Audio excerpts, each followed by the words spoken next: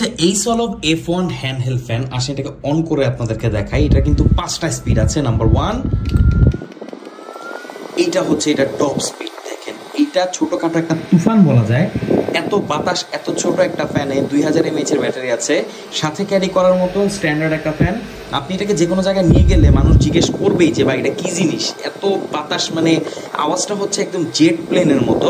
আর এটা বিল quality, design সব কিছুই ফিচারিস্টিক। এটাতে 2টা বাটন আছে, একটা দিয়ে কমাতে পারবেন, একটা দিয়ে বাড়াতে পারবেন। আর এমন না যে বাটনের প্রেস খেয়ে এটা বন্ধ হয়ে যাবে, কারণ এটার বন্ধ করার সিস্টেম হচ্ছে আপনি মাইনাস বাটনটি প্রেস করে হোল্ড করতে হবে, আবার অন করার জন্য প্লাস বাটনটি হোল্ড করতে হবে, দেন আপনি বাড়াতে পারবেন আপনার ইচ্ছা মতো।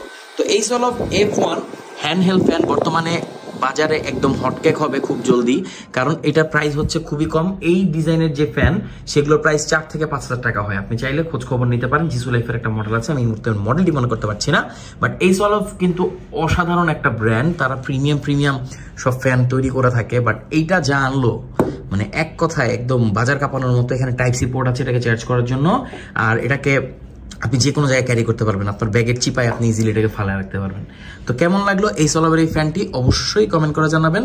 আর এরকম একটা ফ্যান আপনার কাছে থাকা উচিত কিনা আপনি বুঝতে তো পারতেছেন যে এই গরম ভাই। আর যারা পুরা মেকআপ করেন তাদের জন্য তো এটা মানে একটা আদর্শ ফ্যান। তো আমাদের কাছে পাচ্ছেন খুবই রিজনেবল প্রাইসে, প্রাইসটা খুবই কম, মানে 1000 টাকার আশেপাশে আমি বলে দিলাম আর কি।